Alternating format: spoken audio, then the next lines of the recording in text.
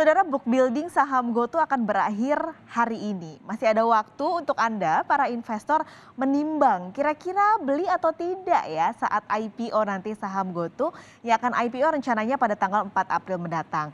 Harganya sebenarnya terbilang murah ya kalau dibandingkan dengan saat buka IPO di tahun lalu. Ada di kisaran 300, sementara buka ada di kisaran 800-an. Ini kalau dilihat dari angkanya. Tapi apakah benar saham GoTo ini murah? Nah, kita akan lihat apakah memang murah atau tidak. Karena berkaca pada apa yang terjadi di saham buka, banyak hal yang harus jadi pertimbangan investor ketika memutuskan nih. Ketika saham startup yang lumayan baru di Indonesia, berarti ini adalah saham startup kedua yang IPO dan listing di bursa. Tentu salah satunya yang harus diperhatikan adalah fundamental dan kinerja perusahaan tersebut. Kami akan hadirkan kepada Anda, saudara, data yang kami dapat dari Indo Premier. Ini adalah salah satu underwriter GoTo di saat IPO nanti. Ini adalah angka estimasi yang dihitung oleh Indo Premier rugi bersih GoTo dalam beberapa tahun ke depan. Ini tercatat dalam prospektus. Anda kalau tertarik ingin melihat juga bisa langsung melihatnya, diakses lewat Gojek ataupun Tokopedia, lewat GoTo, ini semua tercatat. Kalau melihat dari estimasi ruginya dalam 2 tahun ke depan hingga 2023, GoTo diestimasi masih akan mencetak rugi bersih dengan rugian tertinggi di tahun 2022 di tahun ini. Hitungan dari Indo Premier. Dan di dalam prospektus tersebut juga ada tulisan atau disclaimer yang menyebut bahwa perusahaan mungkin tidak dapat mencapai untung atau profit. Nah, ada sisi lain sebenarnya yang bisa dilihat dari rugi bersih, estimasi rugi bersih dalam beberapa tahun ke depan ini. Bahwa perusahaan startup, apalagi tech company atau teknologi company, saat IPO sebenarnya jarang yang berada dalam posisi untung. Kita ambil contoh di luar negeri, di Amerika sana, saudara. Amazon, Tesla ketika mereka IPO rugi.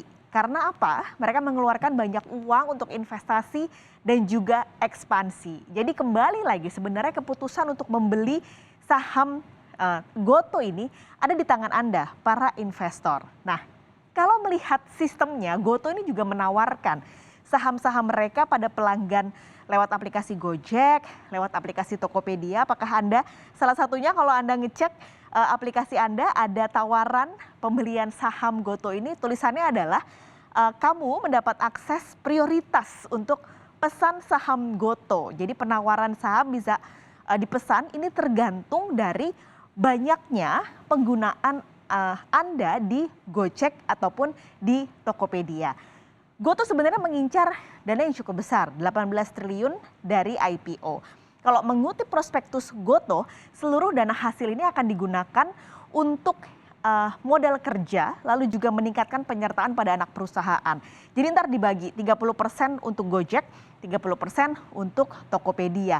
Tapi kalau kita kembali lihat ke kinerjanya nih, estimasi rugi bersih yang diestimasi hingga 2023 ini, kerugian yang masih ditanggung GoTo sangat besar. Dan terbesar adalah alokasi untuk promosi dan juga pemasaran. Alias kalau istilahnya ini adalah pos untuk bakar uang. Jadi 18 triliun ini apakah nantinya akan digunakan untuk hal tersebut? Karena kalau melihat angka 18 triliun bahkan ruginya aja lebih besar dibandingkan dengan dana segar yang mau mereka ambil. Kondisi lain adalah GoTo ini IPO saat saham teknologi sedang tidak baik. Kita ambil contoh. Pertama tentu nih peer-to-peer-nya yang paling dekat dengan GoTo adalah Bukalapak. Ini adalah pergerakan Bukalapak dari pernah menyentuh angka 1.000, sekarang angkanya udah 200 di penutupan kemarin 18 Maret 2022. Kita ambil juga contoh perusahaan teknologi yang pernah IPO bukan di Indonesia. Ini adalah induk dari Shopee, ShopeePay, Garena.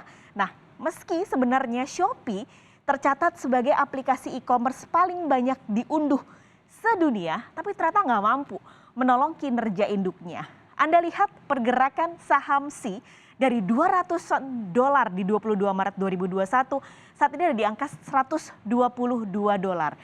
Pasca pengumuman bahwa ini mencatat rugi bersih 21,6 triliun rupiah di tahun 2021. Nggak beda jauh kan sama rugi bersih yang dicetak oleh Gotoh. Ada lagi nih, Grab. Saham Grab ini anjlok seanjlok-anjloknya. Dari $13 di tahun lalu, kemarin ditutup di $4 per 18 Maret 22. Sama anjloknya setelah ada rilis laporan kinerja keuangan. Bahkan ini ketika diumumkan sempat anjlok 63% dan jadi salah satu emiten berkinerja terburuk di Nasdaq saat itu. Kinerja rugi bersihnya ini mencapai $1,06 miliar. Kembali, keputusan ada di tangan Anda.